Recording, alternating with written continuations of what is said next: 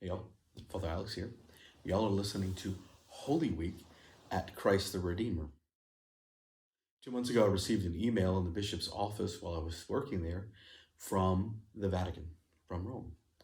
In that email, there was a decree explaining all of the changes that Rome was approving for Holy Week for places that were suffering the coronavirus.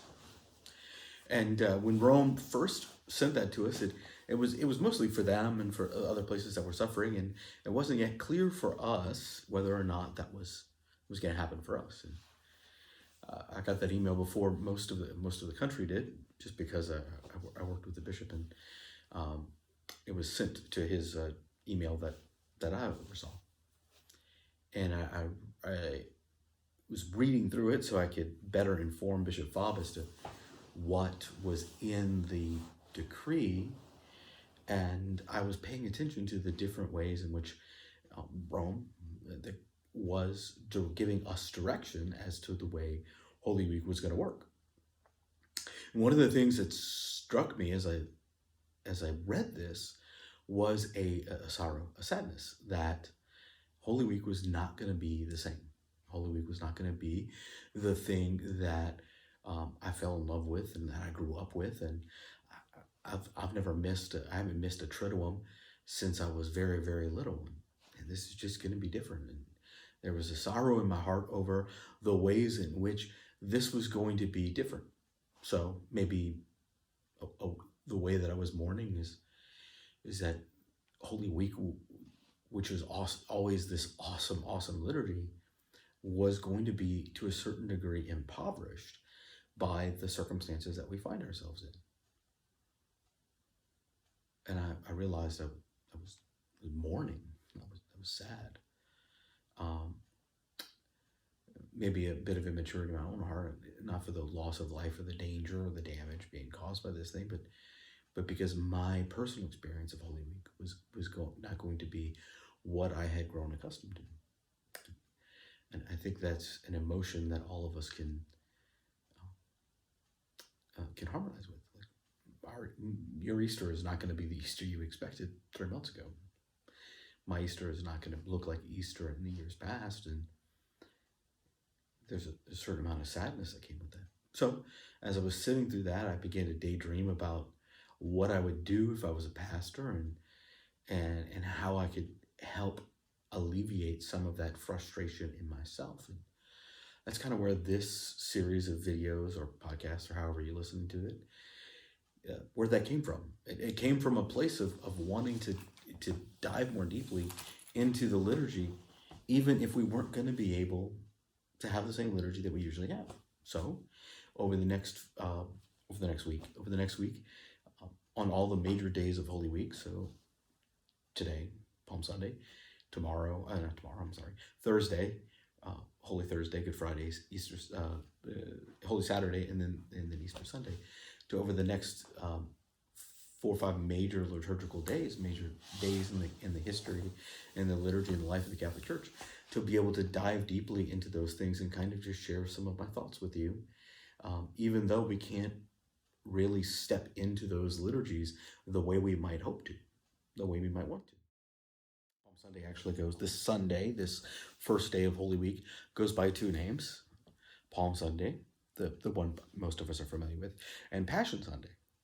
And those 2 names come out of the 2 things that are different, that we do differently on this one Sunday. One of the things we do differently is we have the blessing of palms. We have a procession, if possible, or if not possible, usually we have a separate small little word service that happens prior to our ordinary text of Mass. We're not going to see that this year, so every bishop has asked every priest to do the simple entrance and to bless the palms separate from Mass. Some of you may have seen some of the other priests posting their blessing of the palms. Our palms are blessed and available for pickup whenever you want. The other name for Palm Sunday is Passion Sunday. And that comes from, if you remember, we read the Passion the Passion account. It's 2 chapters of the Bible we read as the gospel, and usually we read that in parts, which allows all of us to participate. I'm going to allow those 2 names to guide the rest of our conversation. So, Palm Sunday. Palm Sunday refers to an event in a historical event, but it's an event recounted in the scriptures that we read at the beginning of the Palm Sunday Mass, in which when Jesus enters Jerusalem during Holy Week, the last week he's going to be alive on earth, when Jesus enters into Jerusalem, the people gather and they lay down leafy branches to herald his triumphant entry into Jerusalem.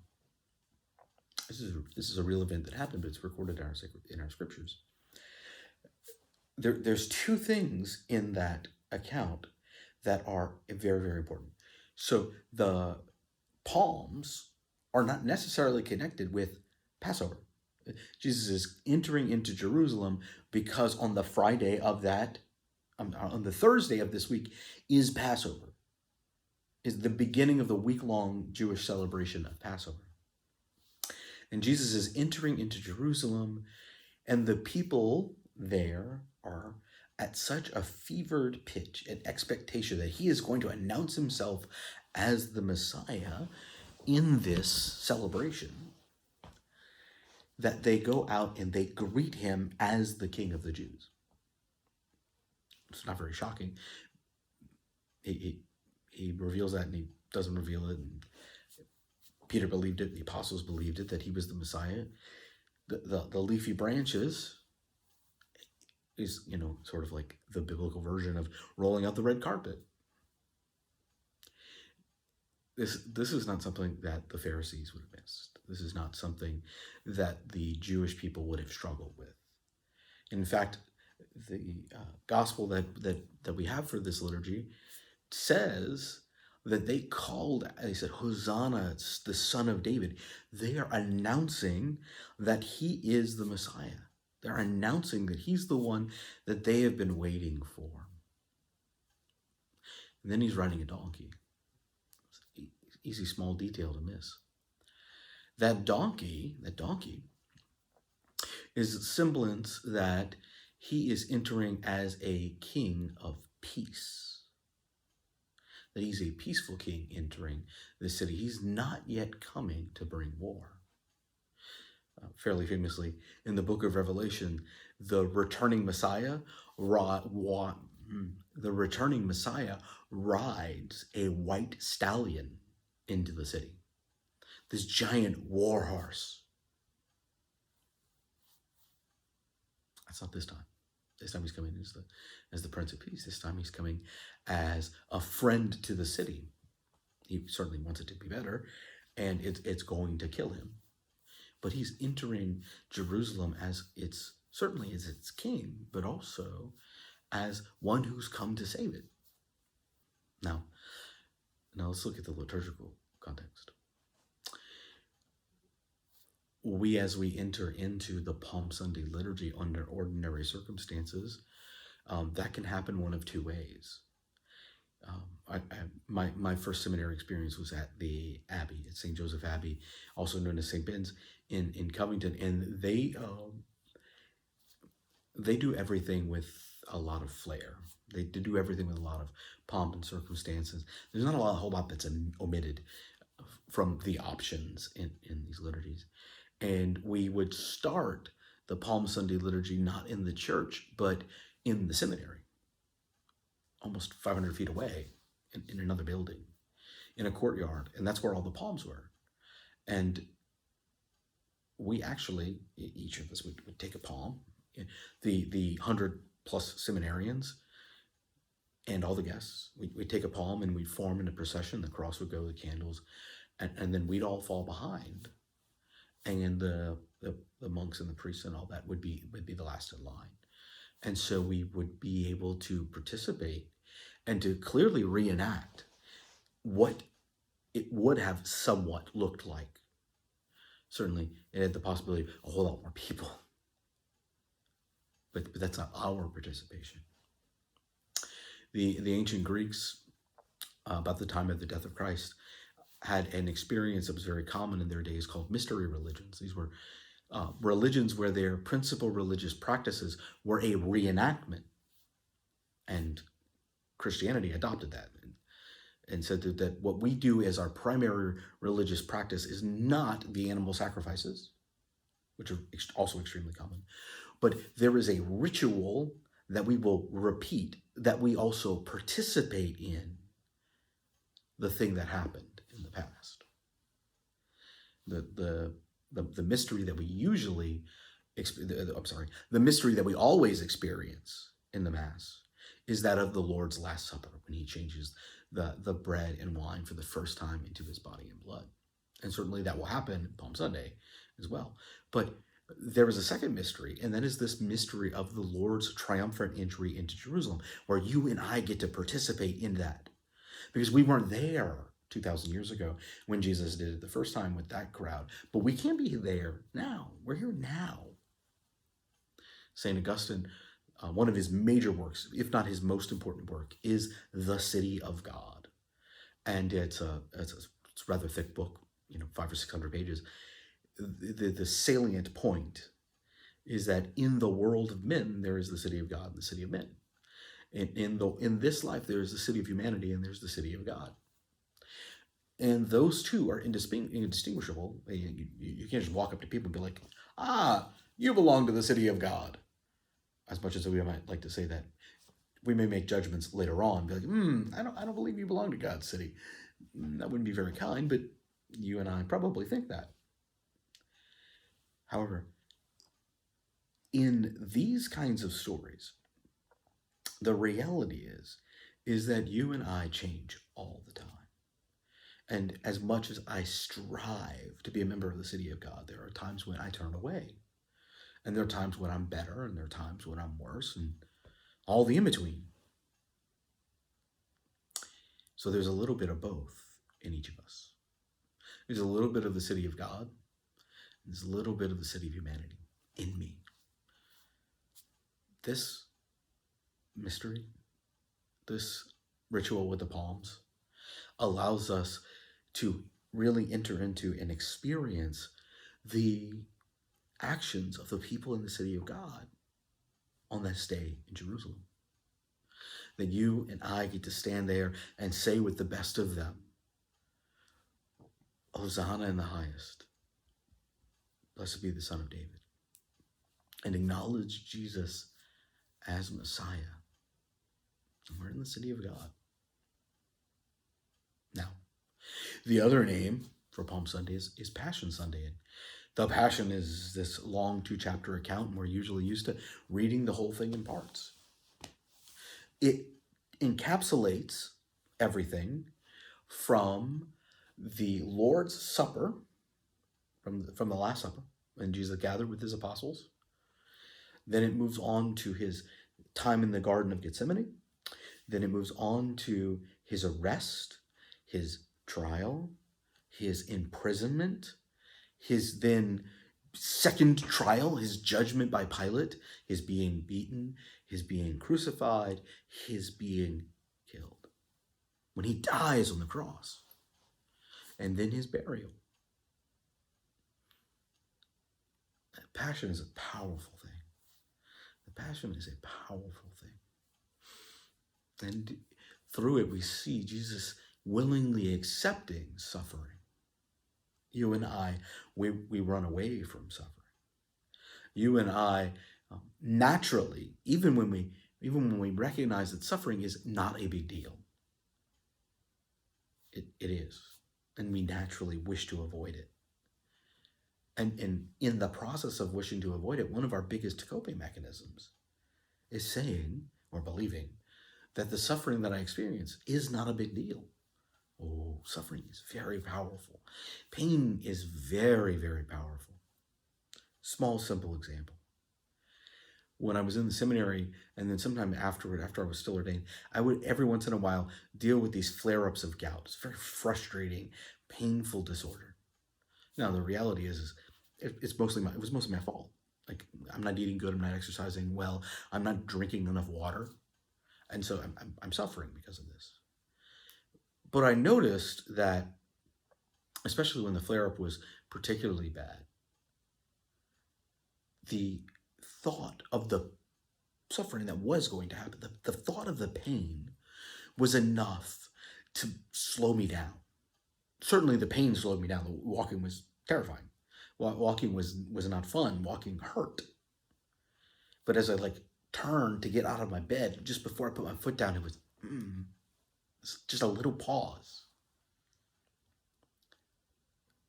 And I really realized when I went to go to the store, sitting there in the Walmart parking lot, looking at the store, and the store is 45 feet away. It's not very far away. But it feels like it's miles away. Where suddenly every step taken, every foot seems to stretch out. Suffering is immense. Suffering does all kinds of funny things. It turns people that were often very nice, very charitable, very kind, very courteous their whole lives, and people are just hard to be around. Because pain hurts. Pain changes us. Jesus embraces this suffering. I can't imagine that while he may have wanted the result of the suffering, our salvation, I don't think he really wanted the pain. And there's always the temptation. We know he was tempted.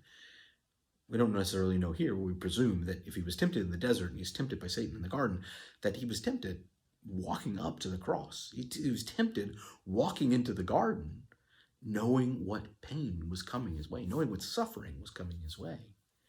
But he embraces it. He takes it up, knowing that there was something greater to be achieved by the suffering. You and I do this all the time, and for silly things. We do it for silly things. Think of all the times that you've worked extra hard to buy that new thing. Was it really worth it? Or maybe not all of us have experienced this. I'm not a particularly huge fan of standing in lines. It drives me nuts, and it's challenging for me to stand in lines. And my friends from time to time wish to go see these midnight release movies, which after 10 o'clock, I want to be in my house. I don't want to go to bed, but I don't want to be out either. I want to be home. So the very thought of going to see these midnight release movies fills me with just the littlest bit of dread, because I don't want to be out. I'd rather be in doing my own thing, shutting down, winding down, for lack of a better word, vegging out and getting ready to go to bed. And then on top of that, there's all this waiting. You have to show up 30 minutes before the movie just so you can get a good place in line. And a good place in line is going to dictate how close or far away you are from the screen when the movie starts. And you got to wait, all this waiting in line. And the waiting is challenging. And the waiting is frustrating. And the waiting is difficult. But it's all for the purpose of going to see this movie. Now, yes, The Avengers was fun, and Star Wars was great, but it's a movie. We're willing to put through all that suffering to watch a movie. People used to, not so much anymore, but you used to stand in line overnight to get an iPhone. Camp out on the ground for a phone. I mean, it sounds silly now. I'm sure a lot of people really felt passionate about it when they did it in the past, but man, to camp out all night for a phone, that's just two examples. St. Paul uses a very vivid example that people will deny themselves all kinds of things. And he's thinking of the Olympic Games, will deny themselves all kinds of things in pursuit of athletic excellence, to win the admiration of others and a crown made of olive branches. There's no gold medals in the ancient Olympics. They would wear a crown and they'd get this triumph, this beautiful entrance into the city. It was really remarkable, but it was to be praised. And St. Paul uses that vivid image. You deny yourself all these things for an imperishable crown, for an olive crown. Not only will that glory fade and you be replaced by somebody else, that thing is going to rot. It's going to go away. It's going to disappear. You do all that. How much more do we want to pursue the imperishable crown? Powerful stuff. Now, as I said earlier, the Pharisees did not miss. They every once in a while, you and I, somebody will say something or do something and it was a slight, or it was funny, or it was a joke, and I just missed it. Like it went over my head. The Pharisees didn't miss this. And we know this because not only they pursue him with anger, and to the point of having him beaten while he's brought to trial, having a trial, throwing him in the dungeon all night, and then bringing him before Pilate. That was enough. But when they get to Pilate, what do they ask for? They ask for crucifixion. Crucifixion is for people that are trying to overthrow the government. And in the Jewish context, the worst execution was reserved for false messiahs. Jesus is, when he goes to his trial, it's mockery. He's executed as a false prophet on the highest feast day. So that people coming back and forth to Jerusalem, remember, Passover is 7 days. The Passover meal, the major Passover meal, is on the first day. That's on Thursday.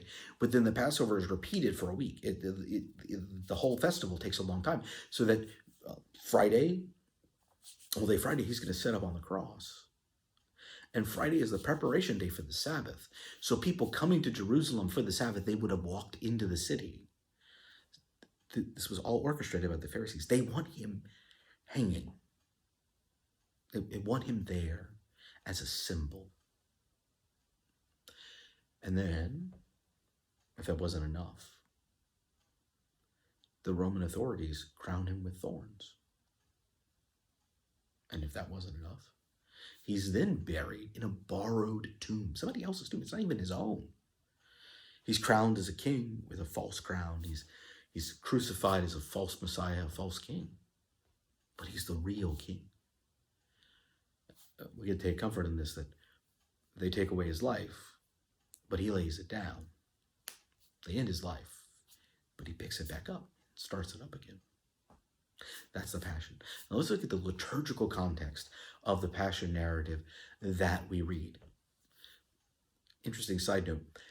The Passion from Palm Sunday is always the Passion from the year. So it's the cycle that you're in, A, B, C, or D, A, B, or C. So it's either going to be from Matthew, Mark, or Luke. And so, but on Good Friday, we read from John's Passion narrative. So the church gets all 4 Passion narratives in the context of Holy Week over the 3-year cycle. That's a small nerdy note. But the other thing that happens is that we read the gospel in parts. Now, we may not be doing that this year because it's just a little awkward to do over the internet, but we read the gospel in parts, which means when we get to this part where the crowd yells, "Crucify," the church puts that on you and I's lips. Crucify. There's a connection between the crowd that gathered on Saturday, on Sunday, the week prior, the crowd that gathered when Jesus entered into Jerusalem, and the crowd that gathered on Good Friday. So the church allows us to the church invites us to step into the place of these people welcoming Jesus into Jerusalem as the Messiah, as the new king. And those people who gathered to crucify him. The pawns of the Pharisees, they didn't care. They were there just to make the Pharisees' point more vivid. There's a little bit of the city of God, a little bit of the city of humanity in each of us. And here we recognize me. I hung him there. Certainly all of us together, yes. But the reality is, I did this. That I have a personal connection to the crucifixion of Jesus. And we step in the places to crucify him. And recognizing our own brokenness, our own sinfulness, our own, look, And the church invites us to participate in this because there's a little bit of that city of God and a little bit of the city of man in each of us. And we're able to sit there and say the words. Maybe not do the things, but say the words. Why does the church give us the Passion narrative on Palm Sunday? Why don't we read the gospel of Jesus entering into Jerusalem as the gospel for Palm Sunday? Well, some of that is the church likes to diversify. We'll talk about that more on Thursday, where the church is trying to use more of the scripture rather than less. Why does the church read the Passion? I think it's easy to get into Holy Week and miss the whole point. This is one event. This isn't 4 separate events that are all loosely connected. No, this is one fluid event.